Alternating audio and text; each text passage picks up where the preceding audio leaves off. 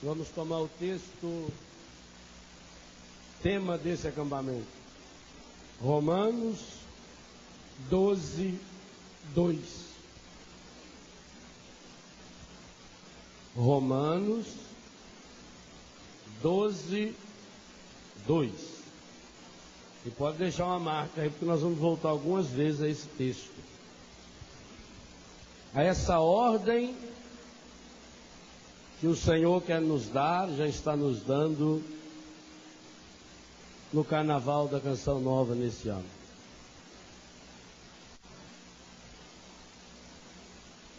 Primeira linha do versículo 12, nós vamos ler agora. E se você não quiser olhar para a sua Bíblia, é só olhar para aquele banner que está ali. Não vos conformeis com este mundo. Vou guardar essa frase. Depois eu vou tomar a segunda e a terceira parte dessa frase, numa outra hora. O que será que o Senhor está nos dizendo através de Paulo, com uma frase que a princípio parece ser uma coisa bonita? Conformar parece ser uma atitude até de fé. Muitas pessoas chegam a pensar que se conformar é ter fé. Olha, aquela senhora perdeu o marido, perdeu o filho no acidente, mas a senhora de muita fé, ela se conformou. A outra está com a criança lá no hospital, a criança morre. A comadre dela do grupo de oração vem e fala: a senhora precisa se conformar. Foi a vontade de Deus. E a pessoa fala: é verdade, tem que se conformar. Aquela mãe fica triste, desesperada, porque sua filha de 15 anos de idade aparece grávida. E alguém vai e bate nas costas dela. Ela não é a primeira, não vai ser a última. Precisa se conformar. Marido perdeu o emprego. Estão com a dívida danada para pagar. Mas como você é uma pessoa de muita fé, tem que se conformar. Fazer o quê? E no entanto, do jeito que está escrito ali, do jeito que está escrito aqui na palavra, é uma ordem absolutamente o contrário. Não vos conformeis com este mundo. E o interessante aí é a palavra mundo. O Novo Testamento foi escrito em grego. O grego tem muitos termos específicos para definir alguma coisa. Por exemplo, amor em grego. Amor em grego pode ser ágape, para falar de Deus. Philos, para falar do amor humano, das coisas. Eros, para falar do amor homem e mulher. Em português é tudo amor. Esse é um perigo também com a palavra mundo, que aparece aí nesse versículo. Não vos conformeis com este mundo. O termo grego usado aqui não é cosmos. Cosmos significa o mundo físico. São Paulo foi buscar um termo que tem vários sentidos. E que só descobrimos o sentido desse termo aí, nesse versículo 12, 2, a partir daquilo que ele continua falando e que eu vou retomar numa pregação amanhã ainda. Paulo, ao invés de usar o termo cosmos, que é um termo abrangente, o mundo físico, ele usa uma expressão grega, que em português podia escrever A-E-O-M, aeon. Não vos conformeis com esse aeon e não cosmos. E o que quer dizer esse aeon? É o conjunto de valores ou falsos valores, costumes, tradições, modismos de uma determinada época. E isso é espetacular. Porque ao usar conscientemente esse termo, como o Padre Jonas citava hoje, o finalzinho da carta, a primeira carta de São João, esse mundo que jaz sobre o maligno, também lá o termo grego é aeon. Ao assumir esse termo, aeon, e não o termo cosmos, porque cosmos é uma coisa permanente, e aí vem o erro.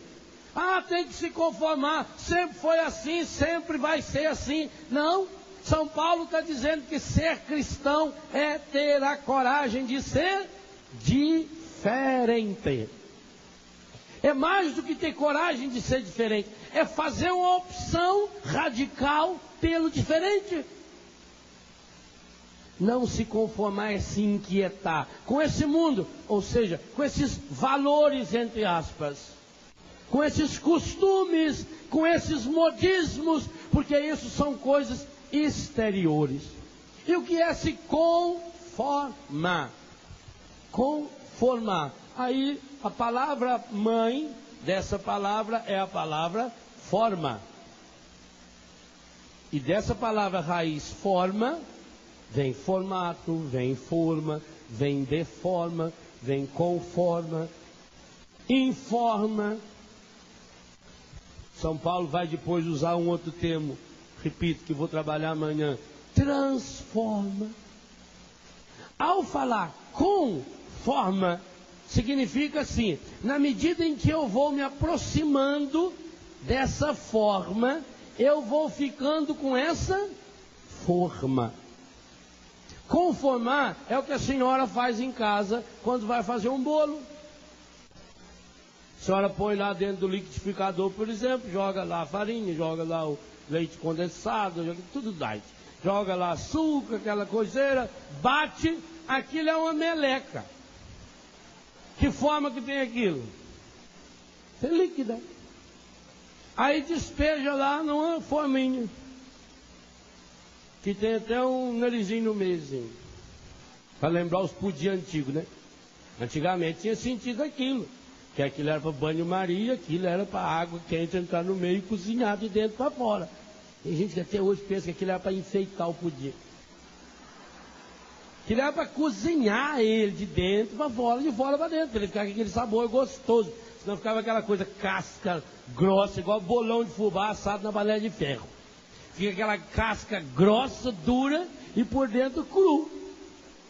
Então põe aquele negócio. Aí você despeja aquela meleca, você despeja lá. Leva. Aí antes você tem que passar uma gordurinha ali, uma banha, jogar uma farinhazinha para não grudar. Agora hoje não, hoje já tem teflon. Dizem que teflon não gruda, né? Mas é mentira.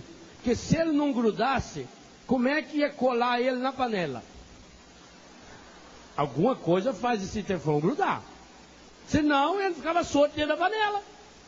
Se ele gruda na panela, é sinal que em alguma coisa ele gruda. Então, isso é propaganda enganosa. Você joga ali dentro, leva no forno. Ele vai assando, assando. Por isso que fala assar em banho-maria. Cozinhar em banho-maria. Devagarinho. Quando está pronto, você pega um palito de fósforo, finca nele e tira. Se saiu limpinho, está assadinho. Aí você dá uma ajeitadinha assim, deixa dar uma esfriadinha, senão você passa uma faquinha e volta, vira ele de bruço no prato. O que aconteceu com aquela meleca? Agora ela reproduz igualzinha a forma que você tinha antes. Não é assim? Conformar é exatamente isso. Gente, a expressão de Paulo aqui é espetacular. O que ele está dizendo é, mesma coisa, forma de gelo. Você põe água ali dentro, a água é líquida. Aí você bota lá dentro da geladeira, ela vai quebrando as moléculas, vai transformando a água em estado sólido. Só que fica com o formato que tinha antes. Antes aquela forminha de ferro, que é a forminha de alumínio. Ou quer a forminha lá de plástico? Veja, não é de uma hora para outra. Essa ideia é muito importante. O conformar não acontece de uma hora para outra. É um processo. Segunda coisa, exige que você, de alguma forma, mergulhe nessa forma. Terceira coisa, exige que sofra uma influência exterior. No caso do exemplo do bolo, a influência do fogo, do calor. Do gelo, a influência do frio. Esse processo ele é lento, esse processo ele é gradual. Ora, retome aquilo que o padre falava de manhã, da serpente que estava lá seduzindo o passarinho. Agora eu achei espetacular aquilo, você viu? O padre disse que saiu para fazer o quê? Caçar passarinho. Quer dizer, ele podia caçar passarinho, a serpente não podia, né? Olha, ele podia, quer dizer, ele ficou triste que a serpente era uma concorrente. Falei, danado. Então retome aquilo que o padre colocava, que a serpente seduz, que o mal seduz. Assim também, este mundo definido, esse aeon, essa era que nós estamos vivendo, essa mentalidade que nós estamos vivendo, ela não entra dentro de nós de uma hora para outra. Gente, ninguém no mundo comete um pecado mortal de uma hora para outra. Ninguém. A pessoa vai lenta e gradativamente se preparando para pecar. Assim também o mundo vai nos preparando. Ele vai entrando sorrateiramente dentro de nós. O encardido tem um projeto. Está lá. Versículo 19 do capítulo 5 da primeira carta de São João. Esse mundo que jaz. E lá também o termo jaz é no sentido de túmulo. E túmulo fede. Esse mundo que está jazendo, esse mundo que está necrosado pelo poder do maligno, ele tem um projeto muito claro e muito definido, e que precisa estar muito claro para mim e para você.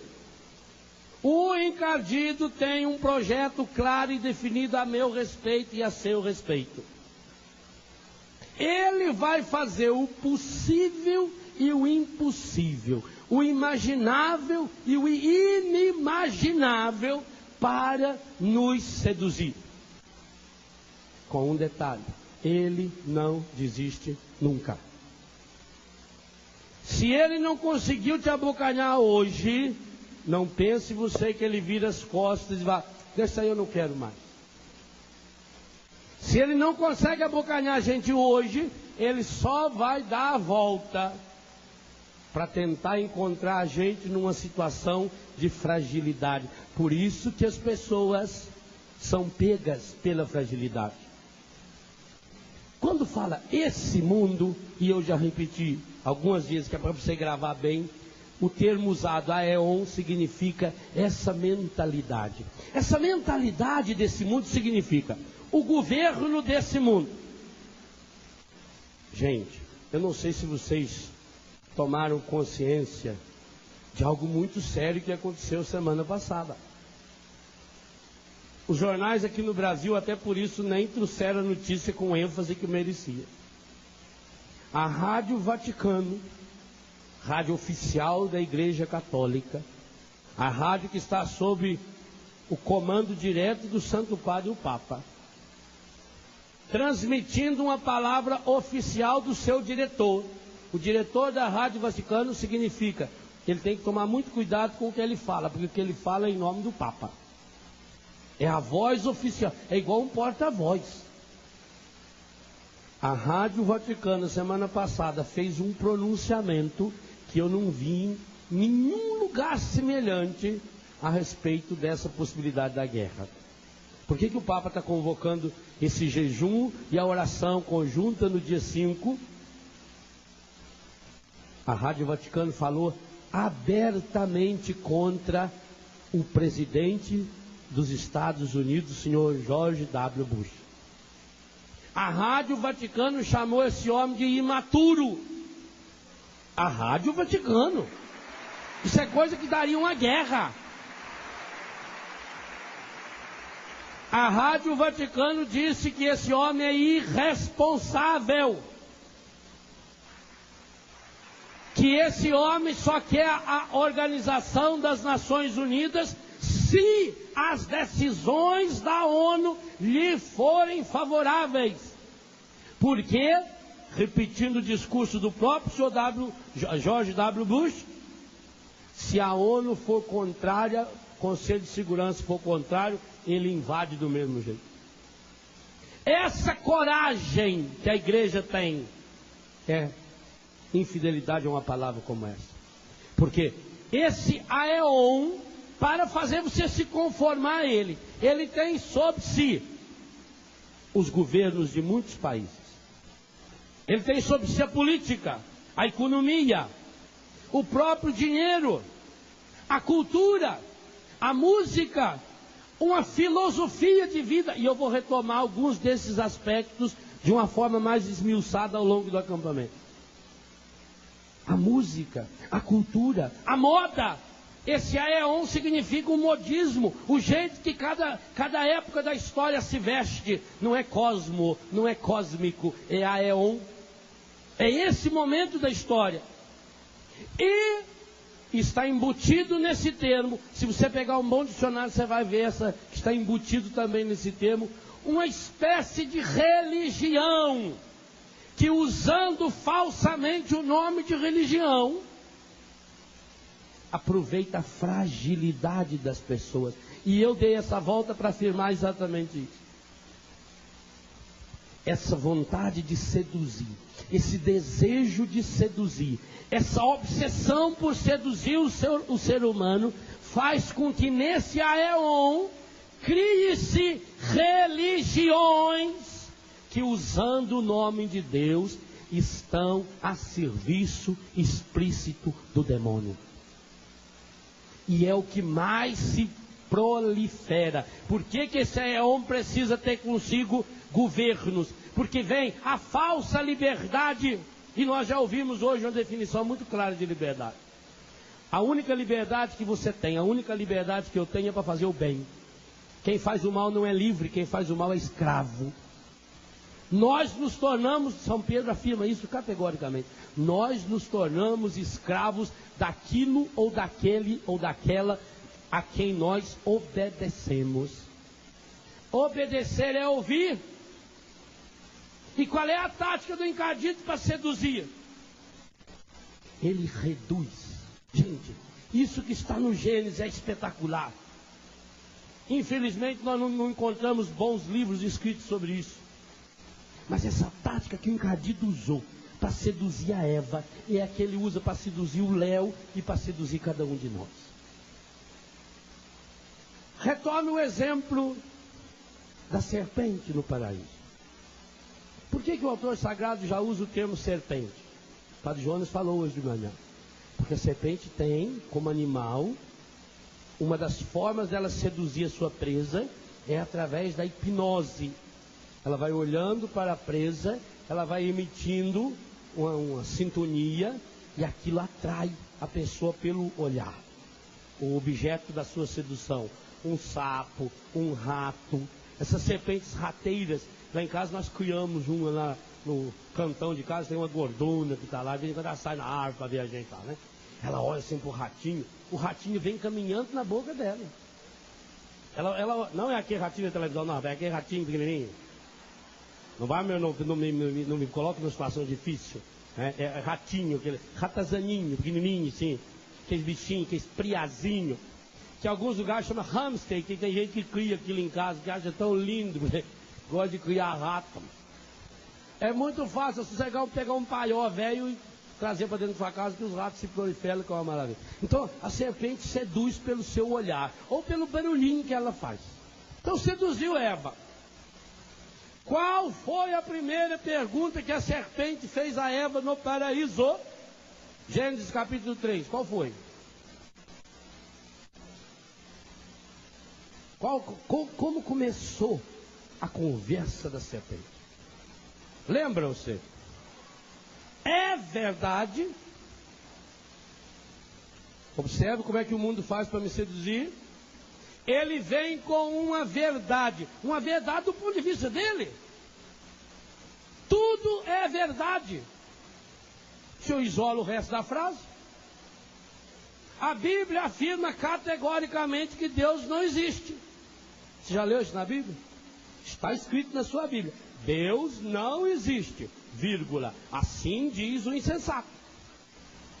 Mas se eu ler sem a vírgula, não é correto? Então eu não posso. A serpente fez isso, ela vem com uma verdade isolada. Aonde estava Eva quando a serpente a tentou? Que lugar? Estava no... Qual é a coisa que mais tinha no paraíso? O quê?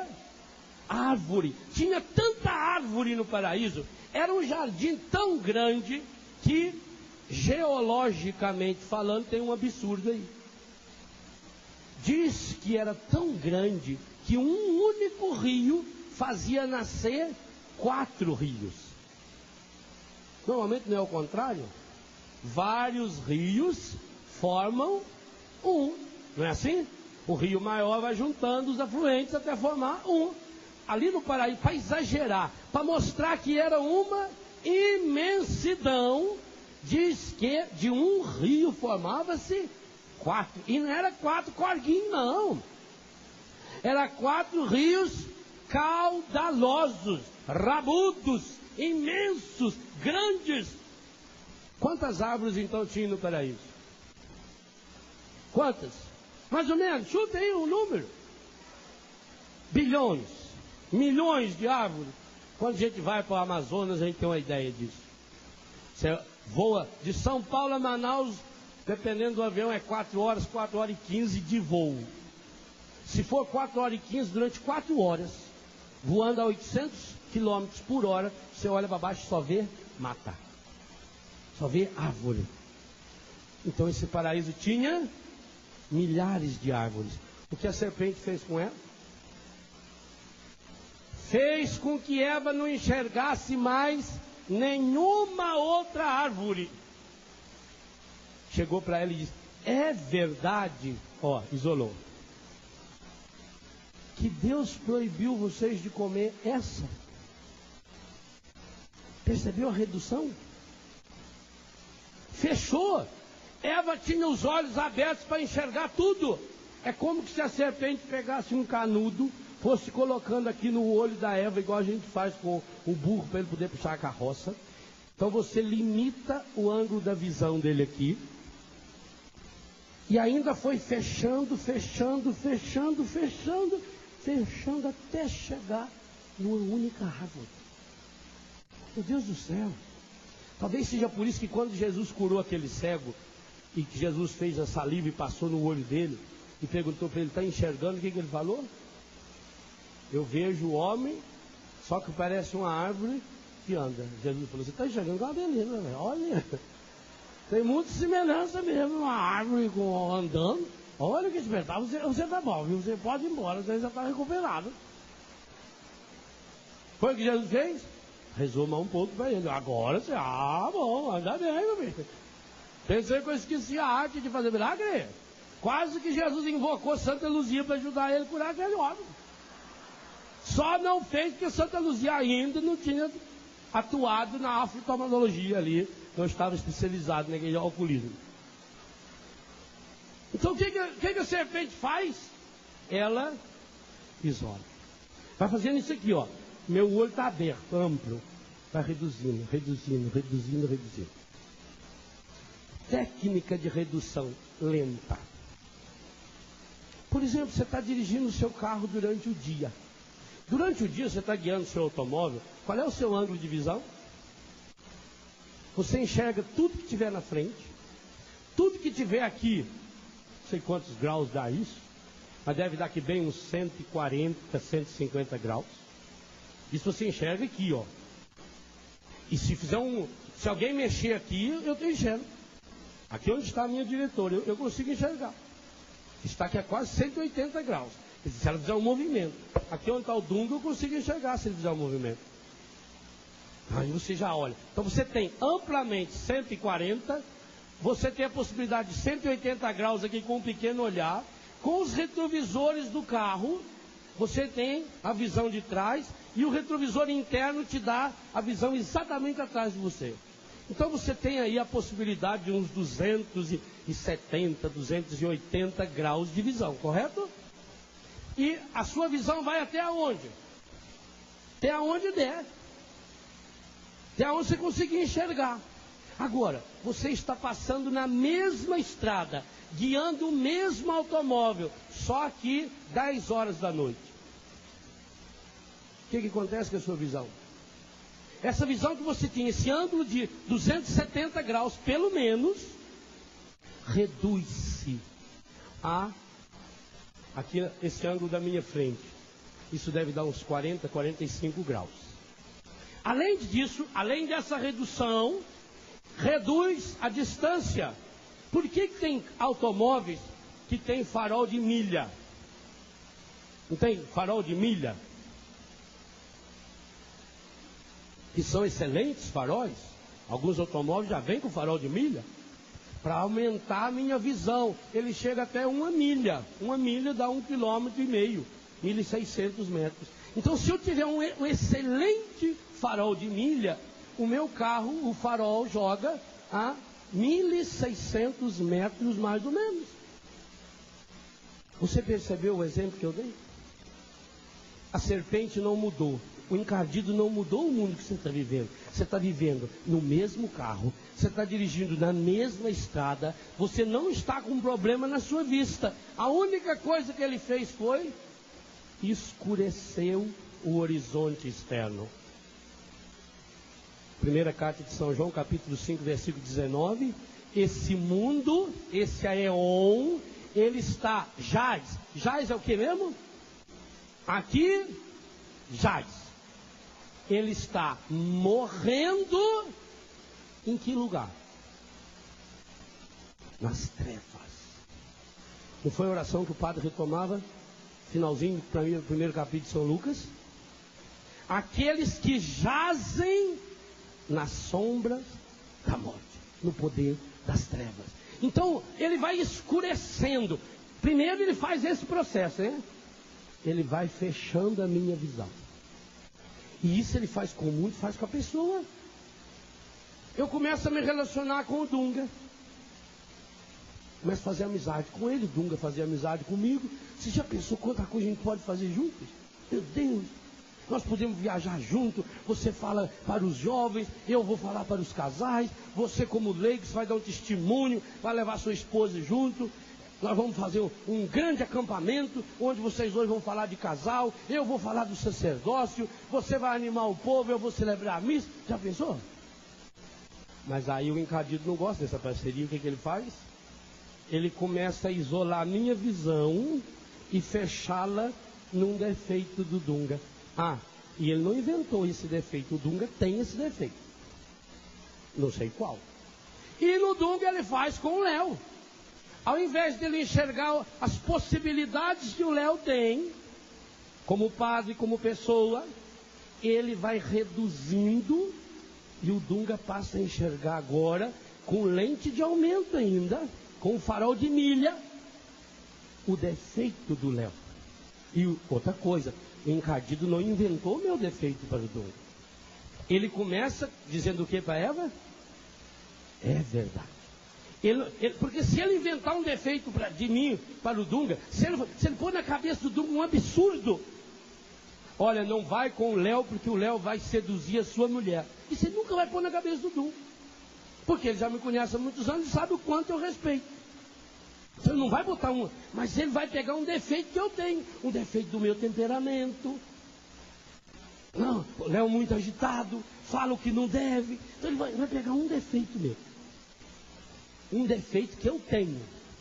Vai apagar minhas qualidades. Ao invés de dirigir de dia, ele me põe na mesma estrada, só que agora dirigindo de noite. Aí apaga as minhas qualidades. Não vejo mais nenhum horizonte. Não vejo a cachoeira. Não vejo lá na frente aquela curva. Não vejo os perigos. Porque de dia a gente vê os perigos da estrada, não vejo as belezas, não vejo as flores, não vejo atrás, que o meu retrovisor serve para quê? Aliás, de noite, o retrovisor do carro ainda tem uma manivelinha assim que você puxa, para ver menos ainda, porque senão o farol de trás ainda prejudica a gente. Então ele reduziu. Aí o Dunga começa a falar, não vou não, Léo, não vou não. Ele tem aquele problema. Aí eu fiquei sabendo que o Dunga não quer ir comigo porque eu tenho aquele problema. Eu disse, mas logo ele. E ele que tem aquele outro problema.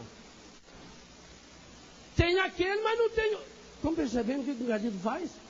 Ele não inventa problema. Eu tenho, ele tem. Você tem, seu marido tem. Por que 99,7% das brigas de casais acontecem de noite? Por quê? Vocês casados que se falam que... Por quê? Porque de noite a gente não consegue enxergar mais do que 30% ou 40% da visão.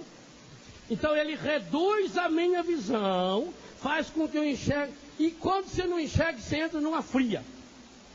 Seu Manuel Joaquim, o suíço, estava à beira da estrada, esperando carona. Quando veio um tempo... Por que não pode dizer suíço com esse nome? Pode, ó.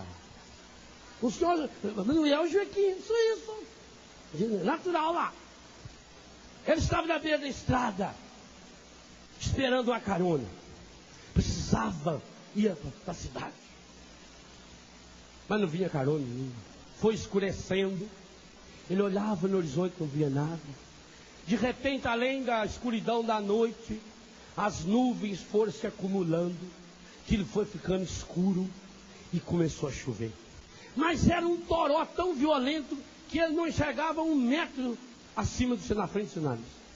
Apavorado, ele começou a rezar a Nossa Senhora de Fátima, uma santa de muita devoção da Suíça, pedia a ela que ajudasse, que aparecesse ali na frente dele um automóvel, alguém que pudesse lhe dar uma carona. Foi com emoção quando ele viu que veio se aproximando dele. Ele não conseguia enxergar direito, porque um dos defeitos naturais do ser humano é não ter limpador de para-brisa nos olhos quando chove. Talvez seja para que você, quando chove, não saia na rua. Aliás, foram esses mesmos suíços que inventaram o limpador de para-brisa. A única coisa que o brasileiro fez foi colocar fora do vidro, porque originalmente ele tinha feito do lado de dentro. Então ele ali, de repente ele vê que está chegando perto dele um automóvel. Aquele automóvel vinha devagarinho. Ele não deixou nem o carro parar. Como estava bem devagarinho, ele entrou do lado do carona, sentou, fechou a porta. Graças a Deus, obrigado, minha Nossa Senhora, muito agradecido de eu poder estar dentro desse automóvel, muito obrigado. Falando assim num suíço clássico, né? E foi limpando assim o rosto, aquele suor e o carro devagarinho ainda. E quando ele foi agradecer ao motorista, não tinha motorista. As pernas daquele senhor começou a tremer. Ai, meu Jesus, meu Nossa Senhora. Estou num carro mal assombrado. O carro... E aqueles carros que tem trava, que quando fecha a porta ele trava sozinho. Travou. E ele não sabia onde estava a manivela, aquele calor ali dentro. Chuva lá fora, escuro. Aquele farolzinho muito fraco. Ele não via nada. E o carrinho, ele falava, meu Deus, que será que está levando os seus automóveis? Que começou a rezar. Ali dentro, mas eu nunca mais ali, por que eu fui entrar naquele carro? Por que eu fui abrir a porta? Eu estava desesperado. E o carro indo. De repente, aquele soslaio da luz, num relâmpago, ele viu que estava numa descida. E o carro começou a pegar a velocidade. E ele ali tentando frear, não tinha freio. Não era carro de autoescola já tem freio do outro lado também. E ele, ai, para. E o carro vai pegando velocidade. E mais um relâmpago, e ele vê uma pirambeira lá embaixo. E ele começa a ficar desesperado. Quem será aquele mau espírito que estava dirigindo aquele automóvel? E estava apavorado. Quando ele estava quase que o carro caindo no desfiladeiro, surge do lado de fora do carro uma mão. E aquela mão pega o volante e puxa. E o carro... E parou. Ele abriu aquela porta e saiu chorando e não olhou para trás. Você numa situação dessa, surge do nada uma mão. Não esperou para agradecer. E ele foi feito um doido, correndo naquela tempestade. Quando ele viu uma luz acesa, ele ficou feliz da vida. Aquilo era uma mercearia, um armazenzinho. E ele entrou esbaforido. Ele estava muito cansado. Pediu uma água. E limpou, eu não conto. Eu passei as experiências mais terríveis da minha vida. Agora eu acredito em assombração. Existe assombração, porque eu fui vítima. Hoje quase que a assombração me procura pela vida. Eu estava na beira da estrada. Eu estava esperando um automóvel, um carona. O senhor, e ele contando para o dono do bar, o senhor não vai acreditar. De repente, me apareceu um automóvel. Ele estava vagarosamente, e eu pensei que era para mim. Preço não vale o parecido quando não tiver certeza. E eu me adentrei, e pus aquele cinturão. E aquele cinturão depois não se soltava, porque nessa hora nada funciona. O senhor não vai acreditar. O carro estava a andar sozinho. Não havia motorista. Eu vi com esses olhos na terra, o achuvado, como é? Quando ele estava ainda a contar aquele episódio, chega no mesmo armazém, dois senhores, sujo de barro, molhado, suado. Um olha para o outro e falou: não era ele! Foi ele que entrou no carro quando nós estávamos empurrando o carro lá atrás. Era ele! O que você pensou que fosse? Não era assombração. O carro estragou. Os dois homens saíram e foram empurrando devagarinho. Como estava chovendo. E por graça de Deus, o próprio motorista correu, entrou a mão e puxou o volante. Às vezes o fenômeno não é aquilo que a gente pensa. Essa é uma tática do encardido. Então, primeiro ele escurece a sua visão. Ele faz com que você não enxergue. Você dá graças a Deus que apareceu ali aquele bendito carro que ia salvar você e quase você morreu naquele carro. E você já pensou que fosse forças? Não. Ele reduz. Ele faz com que você torne-se cego e cega para as outras árvores do paraíso. Marido e mulher, quando se deixa iluminar, ao contrário, apagar o facho da sua luz, começa a olhar árvore isolada. Eu não vejo mais as qualidades da pessoa. Eu não vejo mais os valores que a pessoa tem. Eu não vejo mais a luta da pessoa. E com um detalhe impressionante. Jesus é um espetáculo. Quando Jesus disse que à medida que você medir os outros, você vai medir a si mesmo. Ou melhor, quando Jesus disse que à medida que você mede os outros, vai ser usado para medir você, Jesus também estava querendo dizer que a primeira pessoa que vai fazer isso será você mesmo. Quando eu começo a treinar os meus olhos para ver as coisas no outro, logo... Bitola. Sabe o que é bitola? É aquele trilho. Por que o Brasil, sendo um país continental, não tem praticamente rede ferroviária? Olha o que a bitola faz. Você vai na Europa, você atravessa a Europa inteira, você vai de Lisboa a Moscou, vai de trem. E trens que andam numa velocidade fabulosa. Por que aqui no Brasil não temos? Porque foram comprados há muitos e muitos anos atrás as bitolas que eles não usavam mais lá, ofereceram para nós lá nos Estados Unidos, ofereceram ao governo, como o Brasil emprestava dinheiro, uma parte do dinheiro que emprestava vinha em máquinas, em trilhos, e vieram aquelas bitolas menores. Toda a bitola dos trens brasileiros são mais estreitas. Sendo mais estreita, o trem tem que ser menor. Tem que andar numa velocidade menor. É questão de eixo.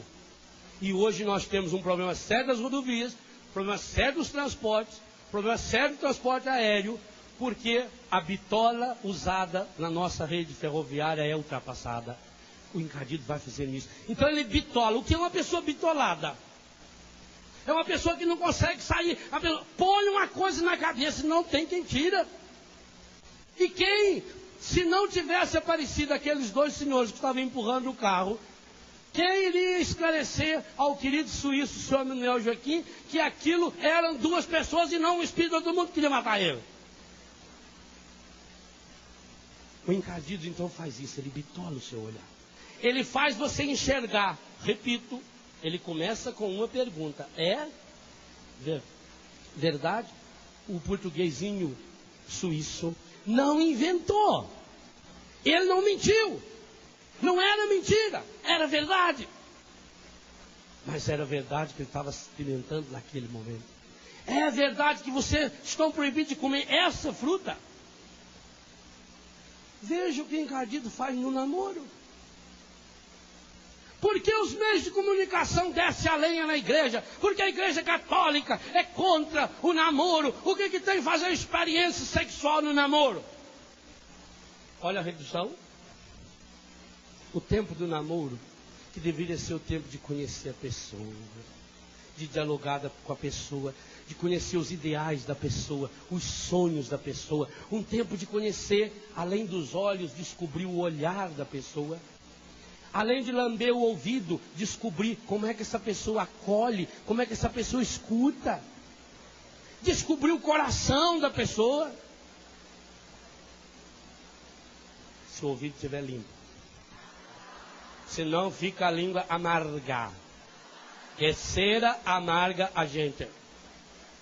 Como é que você sabe? É só você passar o dedo na orelha e assim, lamber para você ver que é amargo. Não vá pensar que é uma mãozinha lá. E, ó. A maior sabedoria da vida é você aprender com o erro dos outros. Você não precisa dar um tiro no ouvido para saber que mata. Aprenda com os erros dos outros. Saboreie até. É graça quando você transforma em graça para si. Então, esse tempo que seria para você ter um conhecimento amplo da pessoa, reduz a um pedaço do corpo da pessoa. Não, porque se não se conhece sexualmente, como é que vai viver a vida inteira? Olha, então por que o homem não vai viver com a prostituta que ele conheceu fisicamente durante tanto tempo? Você quer cair na baixaria do mundo? Então tem muita gente que estaria casada aí com vaca, com cabrito, com cachorro. Que conhece na carne. Por que não casa?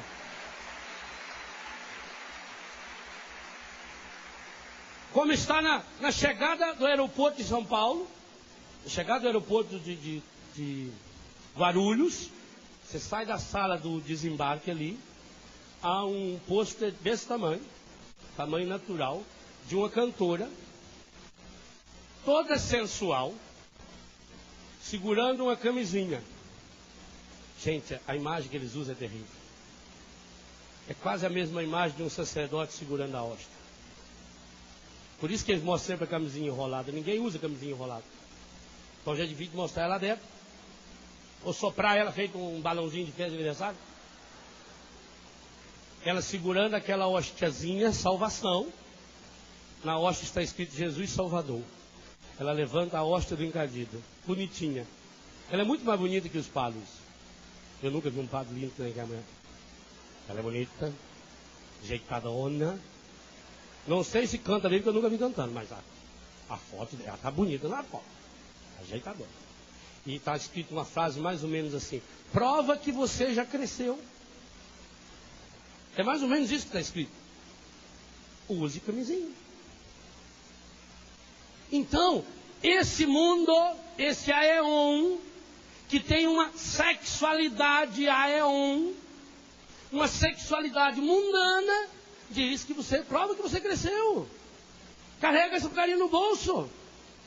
Eu lia no Jornal Diário Catarinense de ontem, que o governo do estado de Santa Catarina está fazendo a distribuição de 430 mil kits de preservativo para o carnaval. Enquanto tem gente no meu estado passando fome, morrendo de fome. No Brasil, um monte de gente passando de fome. E se no meu estado, que é um dos menores da federação, o governo oferece 430 mil kits, cada kit contém 3 camisinhas. Só aí dá 1.200.000 e tantas mil para 3, 4 dias. Pensa bem que é isso. Mas enquanto, gente, o governo de Santa Catarina, de São Paulo, federal, está preparando kit de preservativo com 3 camisinhas para oferecer aos jovens, aqui nós temos uma equipe que está preparando kit com a Eucaristia para nos oferecer. Escolha!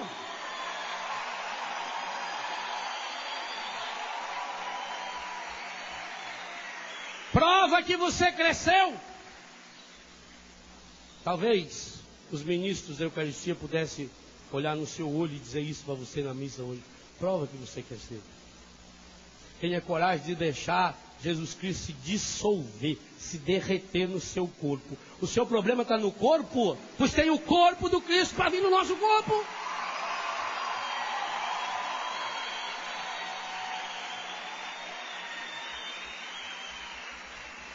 Mas o encardido não, ele faz, ele reduz. Ele reduz a sua visão. Ele faz você enxergar naquela menina, naquele rapaz, só os seus genitais. E obviamente, se você só enxerga isso, a hora que não tiver isso, não tem mais nada. Por isso eu conheço muitos homens que o dia que a mulher dele está menstruada é o dia que ele vai para a zona. E tem muita menina que aceita isso já no seu namoro. Eu conheci uma moça há muitos anos atrás, hoje, graças a Deus, muito bem casada. E ela veio pedir meu conselho, ela era noiva. A família dela todinha foi contra mim. Quando ela me contou que o noivo dela, durante o período menstrual dela, ele dava uma desculpa e não ia visitá-la, aproveitei para ensinar ela que era possível viver uma vida diferente. E teve coragem de largar dele. A família foi contra, achou um absurdo. O que tem um rapaz excelente só por causa disso? Qual é o homem que não faz isso? Aonde que vai achar um homem que não faz isso? Ela achou. E eu digo a você, menina, tem. E diga a você, rapaz, tem. Procura que você vai achar. Agora, não procura com a lupa do encardido, porque ela tem 2 defeitos. Ela reduz o campo da visão e apaga toda a luz em volta. Então você sai feito homem andando na escuridão, dando peitada em tudo quanto é coisa, e não vai enxergar. Se você quiser essa lupa do encardido, você não vai enxergar, você só vai enxergar defeito. Por isso é preciso abrir o coração. Não se conformar com esse... Meu Deus, será que eu estou enxergando assim? Eu reduzi o meu ângulo de visão. Meu Deus, por que será que eu gostava tanto daquela menina, eu gostava tanto daquele rapaz, eu gostava tanto daquele colega de comunidade, eu gostava tanto daquele namorado da minha filha, eu gostava tanto daquele padre. E por que de repente, padre, eu não sei, padre, foi de uma hora para outra, eu não sei por que eu passei a ter uma antipatia da pessoa, eu só vejo defeito. Por que eu só vejo defeito? Porque houve um momento em que eu mudei de óculos. Eu passei a enxergar com o óculos do encardido. Sabe aqueles óculos que usa torneiro mecânico, fresador, quando vai trabalhar no esmeril, que é tapado do lado? O encardido tem aquele que tapa aqui, aquilo lá é para proteger. O encardido também diz que é para proteger. E ele começa, é verdade. É verdade que o seu marido tem esse defeito. É verdade que já tiveram muitos homens e muitas mulheres que acabaram se prostituindo. É verdade que tem muito padre, muita freira que não consegue viver a castidade. Mas digo a você, sofre muito. Sofre muito. Quando não... Eu posso hoje afirmar a você o seguinte: sofre-se muito mais quando não se consegue viver do que quando vive. O marido também. Sofre-se muito mais um marido e uma mulher que não consegue viver a castidade conjugal do que aquele que consegue viver. Porque aquele que consegue viver fez uma opção por um. E quando se fez uma opção por um, acabou. Aquele que não consegue viver, ele vai ter que fazer opção cada dia por um diferente. Ele tem que renunciar a uma porção. Sofre muito mais quando se mergulha nesse pecado. Mas não se conformar com o mundo eu não posso. Eu vou voltar nesse tema porque o texto volta. E eu vou me fixar nesse texto até o final do acampamento. Eu estou procurando aqui na Canção Nova ser muito obediente aos temas que eles apresentam. Porque eu acho que quando Deus inspira o Padre Jonas, que esse tema para esse evento, nós precisamos pedir ao Espírito Santo que nos deixe ir a fundo e que a gente não seja obstáculo, mesmo que se torne repetitivo. Mas pense que aí está uma iluminação de Deus, que é para abrir os nossos horizontes. Senão nós vamos nessa do encardido. O encardido faz você estar sempre atrás de novidade. Eu quero coisa nova, eu quero novidade. Não, está na hora de profundidade, não de novidade. Está na hora de cavucar fundo. E não de alargar só os horizontes. Chega desse cristão de superfície. Esse é do oba-oba. Se nós nos deixamos conduzir por ele, ele vai reduzindo o nosso campo de visão. Então, por que eu não me dou mais bem com aquela pessoa? Será que a pessoa mudou? Como é que uma pessoa muda de uma hora para outra? Ninguém muda de uma hora para outra. Ou o que aconteceu? Eu mudei a minha lente. Eu estou enxergando agora a pessoa com a lente da sedução do encardido. Perceba uma coisa, e pelo amor de Deus, de uma vez para sempre, se convença de uma coisa que eu já falei aqui, falo em todo lugar, quando prego sobre esse tema. O pecado de Adão e Eva não tem nada, absolutamente nada a ver com sexo. Nada, nada, nada, nada. A sexualidade humana aparece em Gênesis capítulo 1, versículo 26 e 27. E depois no capítulo 2. O pecado aparece no capítulo 3. Tem nada a ver.